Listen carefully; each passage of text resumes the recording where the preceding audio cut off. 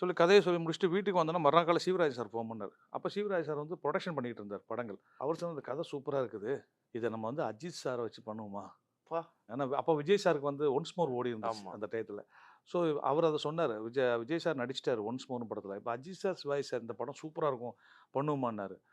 But நான் தான் முதல்லயே உங்கட்ட சொன்னேன் இல்லையா? எனக்கு எப்பவுமே நான் ஒரு எத்திக்ஸ் பார்ப்பேன்.